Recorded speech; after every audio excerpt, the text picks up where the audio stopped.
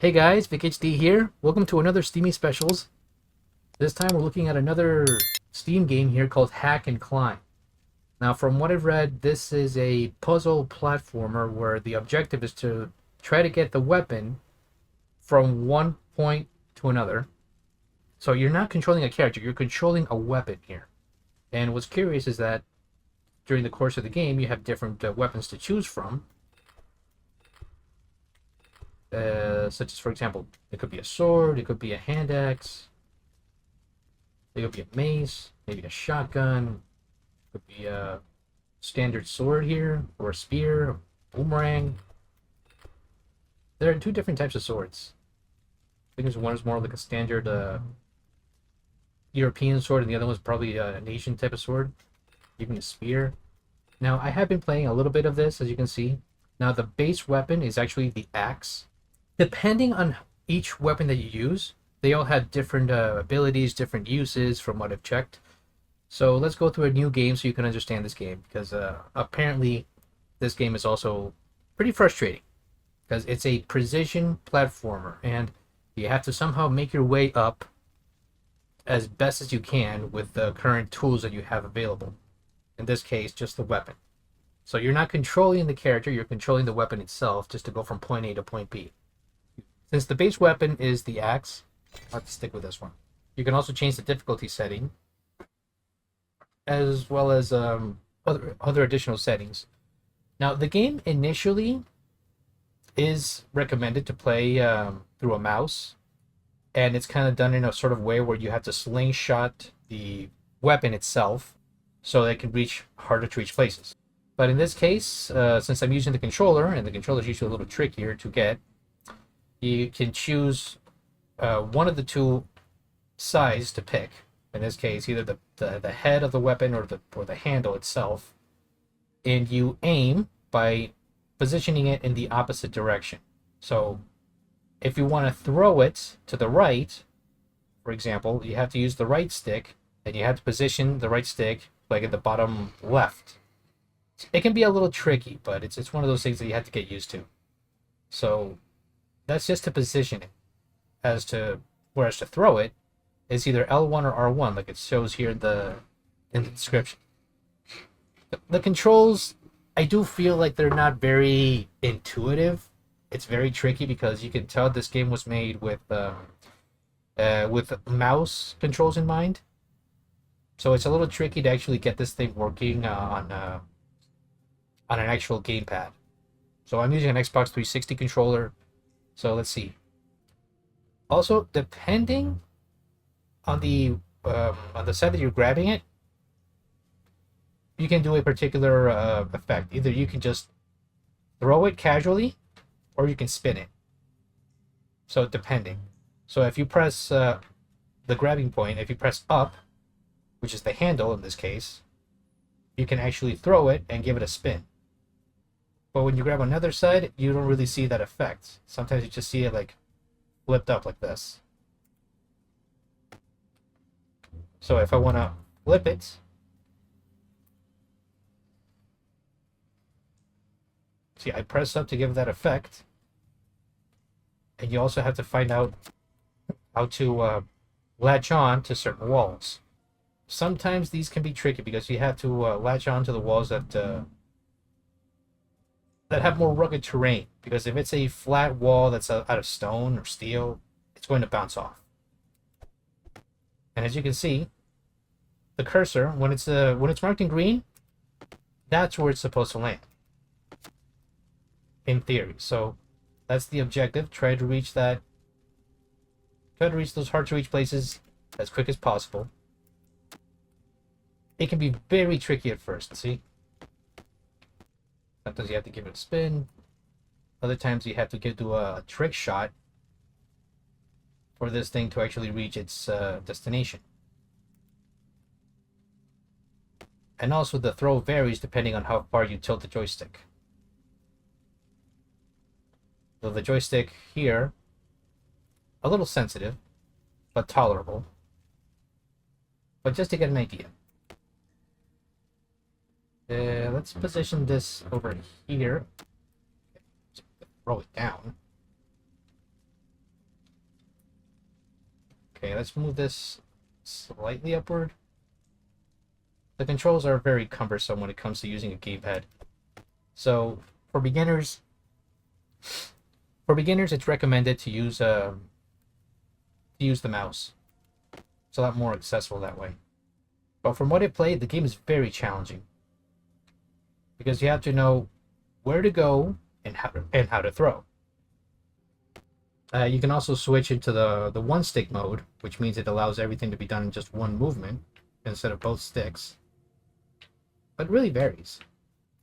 So I'm more accustomed to the two stick mode. That's when you press the L3 or R3. Or L3 to be more precise here. Again, you have to aim properly.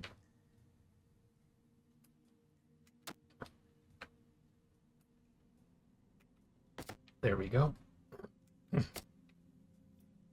Being a precision platformer, it's going to be one of those games where it's just going to force you to throw the controller down to the floor out of frustration. So you need to know your way around. I've had cases before recording this video where I was doing some playtests. Man, I mean, the physics, they're rough. One little screw up and you have to go all over again. But one false move and you end up falling down the pit from the very beginning. So you got to be very careful with how you time your throws. Like, it's very tricky. Now, there's a game that I can compare it to that exists on Steam. And it's a game called Getting Over It. I don't know if anyone has ever played that game on Steam. It was actually kind of a popular game a few years ago where you're controlling a guy stuck in a pod and he's wielding a sledgehammer, and that's like his only tool to climb giant hills or mountains. And you're doing that with the right stick. And one false move and you're basically back at the beginning. Up here, gotta do a bit of a trick shot because that's more solid terrain.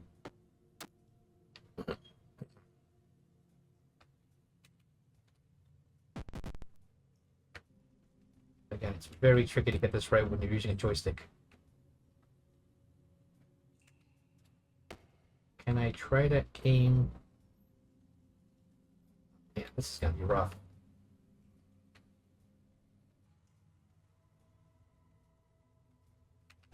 Boy. Ugh!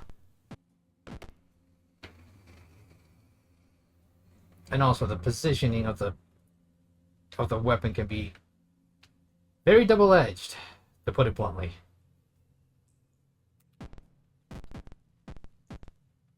Son of a... This is a game that's going to test your patience. This game is currently available only on Steam for the moment, so I am not really sure if this game will be a multi-platform at some point in the future, but it has potential to be multi-platform. The freaking... Yeah, timing that jump with a smaller platform, not fun. Ah! There is music in the game. You'll eventually hear it once you go up the next level. Yeah, 1,000 throws after playing it several times.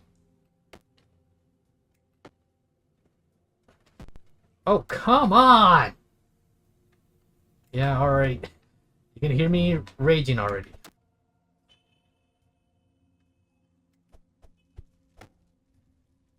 As you notice, there's a... Once you give it more of a spin with the axe, you do get more distance. Like you're throwing a boomerang.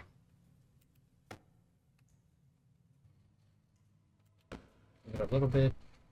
Sometimes there are going to be obstacles that will get in the way. Damn it! One false move and you're screwed. Not to mention, from what I've seen in trailer footage, the gameplay also varies depending on the weapon. So while this one has a particular spin on it, being an axe, if you choose, for example, a shotgun, you can actually use that to propel yourself further. And if it's a spear, you have like a second, think of it as like a double jump. As you can see, there's a meter on the left side that indicates the height. So I'm not really sure if this is in feet or in meters, but let's just say units. Now, if we go over here, we have to latch on to that platform that's rising over there. Okay. Latching yourself on top of the platform, not on the side, because you can get knocked off from the walls over here. And here we reach the old mine. And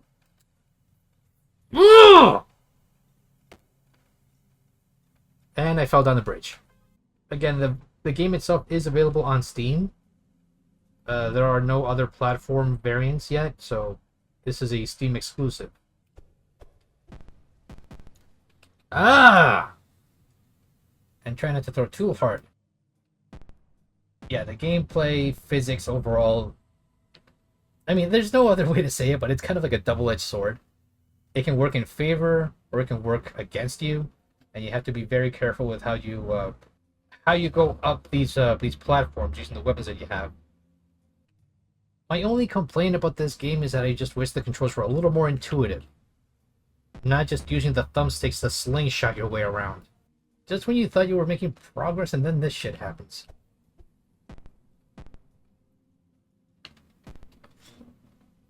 Oh, come the f-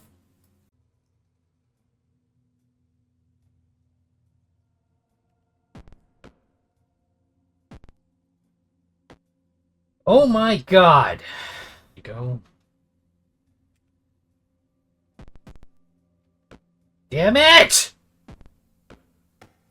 I don't know if you'll end up loving this game or just hating it, because this is just getting annoying. Oh, that was good. Because that would have knocked me out of the platform. Funny thing, it's like if you listen closely,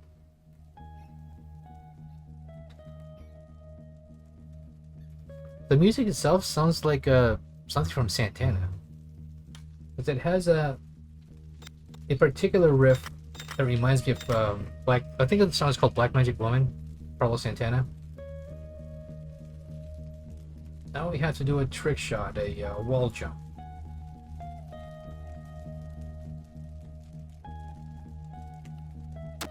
Okay. They're trying to give it an atmospheric feel, but it was clearly inspired by Santana. It was like dun dun dun dun dun dun dun dun.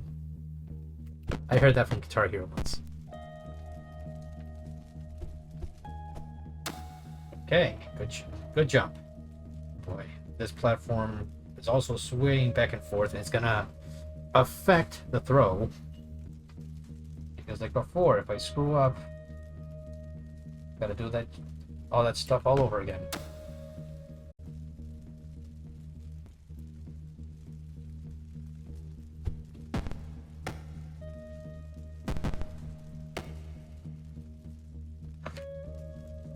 Oh, that was a lucky brush. Oh!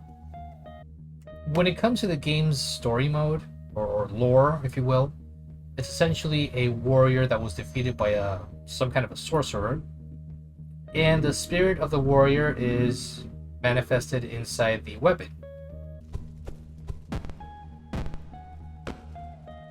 Huh. Good landing. Bottle flip challenge. Okay, I was not expecting that one. Okay, don't focus on hitting that wall on the right. Just focus on hitting the platform that's on the bottom. You can barely see. And I killed the rat in the process. Cool. The other thing that I should point out is that when you are aiming, the game does manage to slow down a little bit. There's a bit of slow motion, so you can aim better. Dun -dun. Son of a bitch!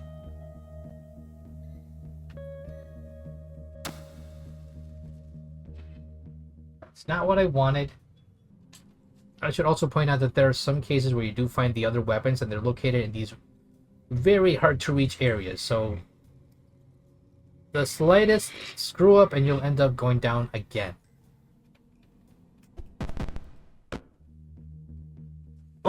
Oh!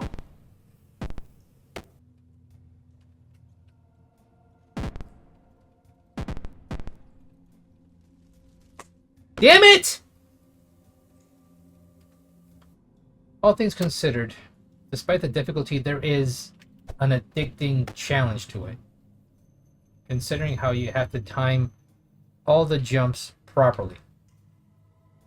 One false move and you have to climb back up. The most infuriating part of this game. Yes, it's part of the challenge, but come on. But then other gamers will be like, just get good, bro. Get good, bro. It's a little hard to get go when the game's trolling you. The physics just gives this game like a learning curve where you just feel like you're taking one step forward and 2 steps back. 3 hours later. Damn it. Oh, come on!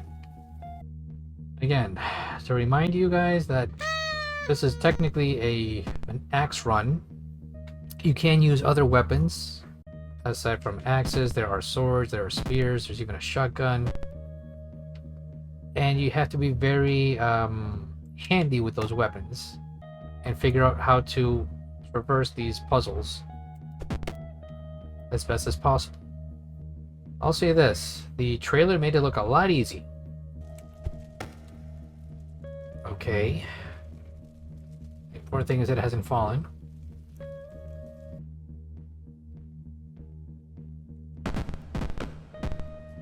Okay.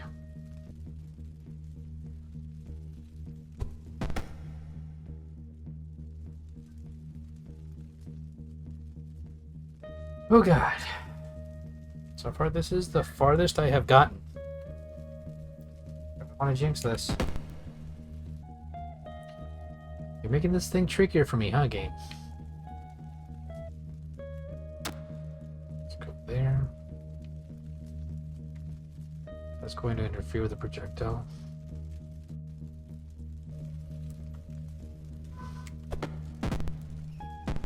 Crap!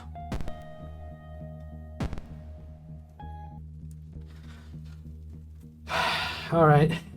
The last attempt to see how far I go. And then I think I'll just put my, I'll give my final thoughts.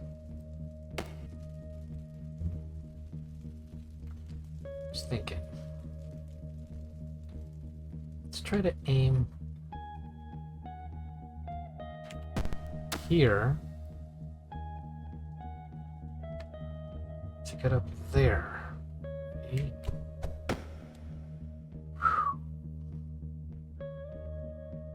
Which way now?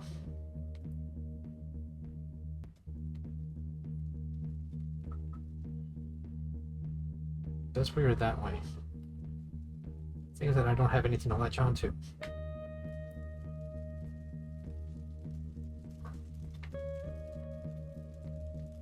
Tricky thing here is trying to make it up there without falling down again.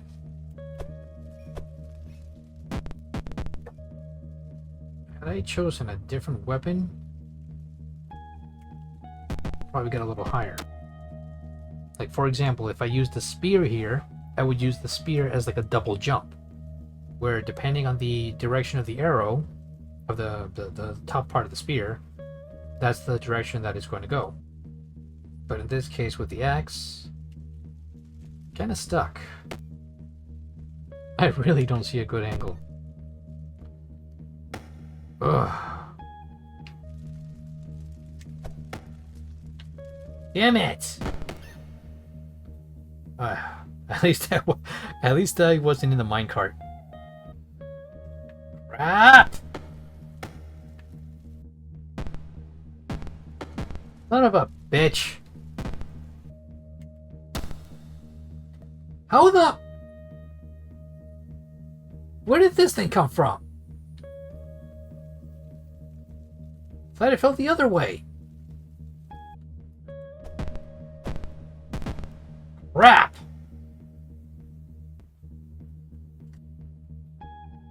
Okay, I'm good with this for now. Now, okay, final thoughts. Hack and Climb, a very challenging precision platformer. If you're interested in this type of thing, I mean, it might be right up your alley, but at the same time, you got to be very careful because one false move and you're almost going to be sent back to the start.